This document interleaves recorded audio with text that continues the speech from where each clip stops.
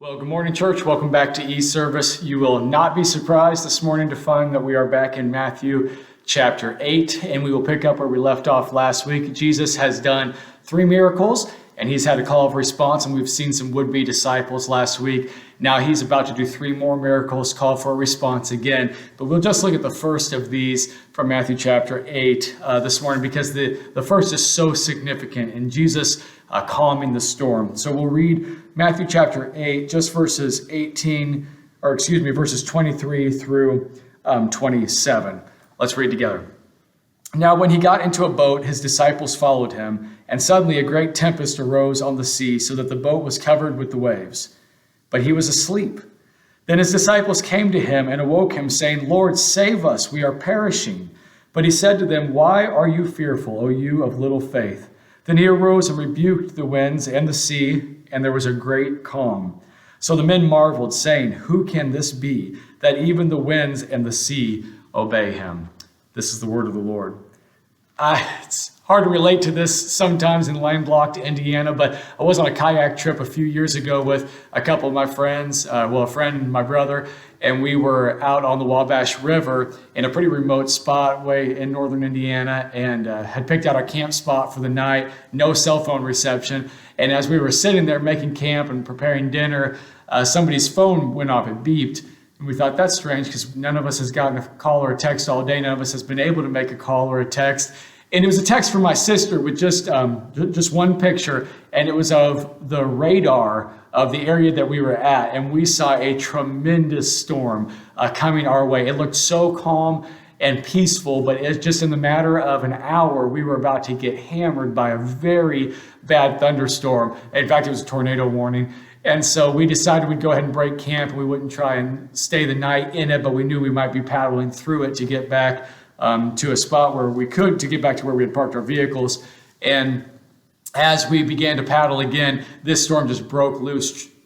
Sheets of rain, wind that made it incredibly hard to even just make pace, lightning everywhere, which is a little disconcerting as you're out in the middle of a body of water with a metal paddle. And it ended up being really, really, really bad. And we were maybe a little bit scared at the time. Of course, we made it out okay. And here are Jesus' disciples following him, is what the verse tells us, right into the middle of this storm. Here they are in the middle of a storm where we can understand and put ourselves in their shoes. It would be very, very easy to be afraid in this situation. These would-be disciples that we were looking at last week are probably back on land thinking, made the right choice on this one. Very good idea to not go with Jesus across the Sea of Galilee now that I see that this horrible storm has just come up out of nowhere. And the disciples might be asking themselves, what have we gotten ourselves into here? Was this the right decision to follow Jesus? Is this guy actually going to be able to deliver on his promise? Could it be that he really is who he says he is? Because if he was the Messiah, would he find himself in the middle of the Sea of Galilee, about to perish in a terrible storm? These are questions the disciples might be asking themselves. The Sea of Galilee is 600 feet below sea level, and because of the topography around it, it's not unusual necessarily to have a thunderstorm like this, a bad storm pop up out of nowhere, which probably just makes it all the more real to the disciples. They know about these storms. This is not an anomaly, and they know that men perish in storms like these, and they are definitely afraid. We point out as we look at this is to no fault of the disciples. They are following Jesus. These were the faithful ones that would leave everything to follow Jesus. Jesus is the one that told them to get into the boat. He told them where to go. He told them when to push off. They are very clearly in the center of the will of the Master. Sometimes God just allows us to go through storms. From Satan's perspective, this is a very opportune time. You have Jesus and all the disciples. It's like having the president and the vice president and several important members of Congress all together in one place. If you're going to mount an attack, now would be a great time to mount an attack. And in the midst of all of this, the fear and the panic and the storm, Jesus has gone to sleep in the bow of the boat with his head resting on a pillow. we find in a parallel passage. Maybe Mark is trying to show us, using this device that he uses regularly and powerfully, the humanity of Jesus and the deity of Jesus. Jesus is fully God and fully man. And so we see Jesus tempted in the wilderness, and yet even in that weakened state, he is able to overcome the temptations of Satan. We see Jesus being called demon-possessed and disbelieved by the people all around him, and yet he's able to cast demons out with a word. And we see him here in Matthew chapter 8, completely exhausted from preaching and teaching and healing, and he's in such need of rest that as soon as he gets in the boat, he's able to fall asleep even in the middle of a terrible storm. And yet even in that weakened state, the winds and the waves obey him with just a word. That's who Jesus is. Maybe the disciples don't know what to do with his sleeping. We thought we were following the Messiah. We thought we were following him to victory. We certainly thought we were following him out of the storm and not into the storm. And the storm, I think, causes them to doubt that Jesus is who he says he is, even if it's just momentarily. And I don't know if the storms that God sometimes allow us to go through have that effect in your life. If you begin to doubt whether God is with you, if you begin to doubt whether God really is who he says he is, but this was the case for the disciples, and they decide it's time to wake Jesus up. If anyone can get them out of the storm, it's going to be Jesus. He was able to cleanse the leper. He was able to heal the paralyzed. He was able to heal the feverish. And now if there's anybody that's going to be able to help them in the middle of this storm, it's going to be Jesus. And we better at least wake him up so he can do triage in case any of us survive, right? And so Jesus awakes and he looks around at the winds and the waves and the panicked faces of the disciples. And he decides he's going to address them before he addresses the storm, which is interesting. And you can imagine Jesus yelling over the winds and the waves as he says to them in verse 26, "Why are you afraid, O you of little faith?" He's yelling to them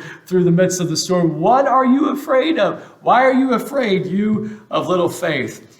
Jesus is not rebuking the disciples for fear, because he's not saying that the fear and the storm don't go together. Jesus is rebuking them for a lack of faith, and he's saying that faith and fear don't go together.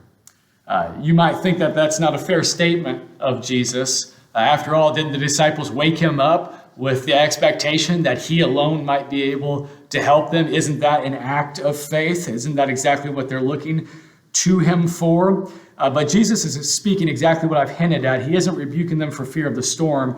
He's rebuking their lack of faith. And if they really believed that Jesus was who he said he was, all the way to the very core of their being, then they would know that Jesus was not going to die out there on the Sea of Galilee, that they were going to make it through okay. In fact, that seems to be the understanding that Jesus has that allows him to be able to sleep at peace in the middle of the storm that's raging all around him. He knows God is in control, and he knows, simply put, it's not his time yet. And so God is not going to allow him to die. And so Jesus gets up, and it says that he rebukes the winds and the sea, and there was a great calm. Jesus stands up in the boat and rebukes the storm. Hey, don't you know that the Lord's anointed is on this boat? Don't you know who I am? Are you going to destroy the one that the Lord has sent to save? Calm down.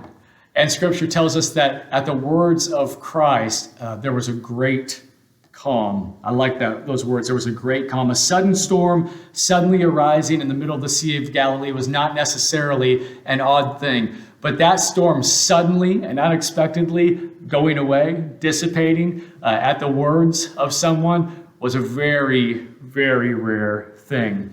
And we see in the response of the disciples, it's sort of like, wow, we were not expecting that. Who could this be that even the winds and the waves obey him? If we had had leprosy and we came to Jesus, his miracle would have been what we were expecting. We've seen him move in the lives of lepers, and we can ask him for healing, and he probably would bring that. If we had been paralyzed, We would have kind of expected what Jesus was going to do, and the miracle that he could have brought about would have been along the same lines of what we were asking for. If we had been feverish, again, all these miracles that have just come before. Lord, we knew that maybe you could move and maybe that you would help. And we weren't maybe even sure exactly what we were asking for in the middle of this storm, but we didn't expect that. It's interesting, amazing to me sometimes that we can have great faith that God is able to move in the lives of everyone around us, except for maybe in our own lives. That somehow we convince ourselves that our circumstances are so unique or so different or so difficult that the God of the universe, with all of his power, can't do anything about them. If we were to look at the Old Testament, and maybe the reason that this is so shocking to the disciples of Christ is very clear in the Old Testament who controls the winds and the waves. Psalm 65:7 says about God, you who still the noise of the seas, the noise of their waves, and the tumult of the peoples. Psalm 89:9 says, you rule the raging of the sea. When its waves rise, you still them. Psalm 107:29 says, he calms the storm so that its waves are still. Who was it that calmed the storm after Jonah was thrown from his ship? Who was it that parted the Red Sea so the Israelites could pass through? Who was it that piled up the waters of the Jordan River? Who was it that brought the floodwaters up and then back down again? It was God. And now who is it besides God who does those same sorts of things? And the answer is absolutely no one. Absolutely no one. The disciples it says that they marvel at this and they say, who can this be that even the winds and the sea obey him? And the truth is, there's only one answer to that question. Jesus is fully man and fully God. And it leads to maybe an unexpected result in the disciples. They're actually afraid.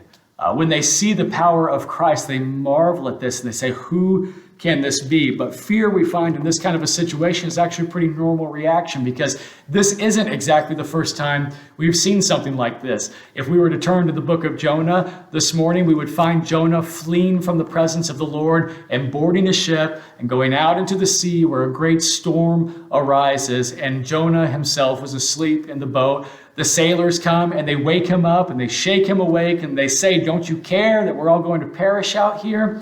And they begin to try to figure out whose fault the storm is. And Jonah essentially says, look, this has come because of me. And so if you'll throw me overboard, then the storm will stop. Essentially, if I die, you all can live. And ironically, the sailors won't accept this, so they throw everything else that they have overboard. Finally, they accept this as truth, and these pagan sailors actually begin to pray and say, Lord, don't hold this man's blood to our account. And they throw Jonah overboard, and the sea is calmed.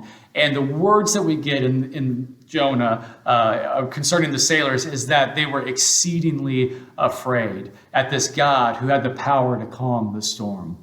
That the disciples and the sailors in the story of Jonah are more afraid of the God who is able to calm the storm than they ever were of the storm itself. And this is maybe how we view power. When power it can be used to our advantage and is under our control, we don't fear it.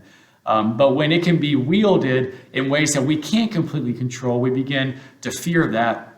There's a cartoon that my kids and I watched together a little while ago called Megamind, where there's this evil villain that creates a superhero. And he thinks he's going to be able to control the superhero. And for a long time, it works out really well. The superhero is doing exactly what he expected. But then quickly the plot turns and the supervillain begins to be very afraid of this hero that he's created when he begins to understand that that power is going to be wielded according to the superhero's will and not necessarily according to his will. And he goes from being secure and comforted by that power to being afraid of it. We don't fear powerful people that we can control. We only fear powerful people that we can't. And this is something like what C.S. Lewis brings alive for us in the Chronicles of Narnia, when we see the power of the God character in that story, Aslan, and they say, but is he safe? Lucy asks, is he a safe lion? I'm a little nervous to meet a lion. And the response is safe. Who said anything about safe? No, he's not safe, but he is good. And I think this is a powerful truth for us to meditate on this morning. As we look at the accounts of Jonah, and we look at the account of Jesus calming the storm in Matthew 8, there are so many parallels about those two stories that I think Matthew is wanting us to make the connection, because it's not very hard to make. And so we see that both Jesus and Jonah were in a boat. They were both overtaken by a storm while out on the boat. Both storms in each account are described in almost exactly the same way. Both Jesus and Jonah we find asleep during the middle of the storm inside the boat. Both groups of sailors awaken both Jesus and Jonah with these fearful exclamatory statements. Both groups of sailors grow more terrified after the storm was calmed. And in both situations, there's a divine intervention over nature that calms the sea. Both accounts very, very similar, with one major difference. In the account of Jonah, he's thrown overboard, and he becomes that sacrifice that saves the sailors. He's thrown overboard. He basically says, if you sacrifice me, then you all will live. While in Matthew's account, it seems to end right here with Jesus calming the storm and then the disciples going back about their business.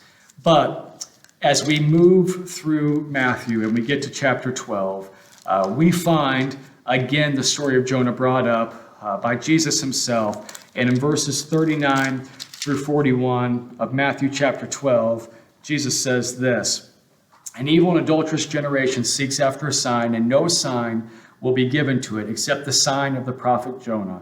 For as Jonah was 3 days and 3 nights in the belly of the great fish, so will the Son of Man be 3 days and 3 nights in the heart of the earth. The men of Nineveh will rise up in judgment with this generation and condemn it, because they repented at the preaching of Jonah, and indeed a greater than Jonah is here." Jesus is all powerful. He absolutely is who he says he is, but the truth comes to us that he is also good.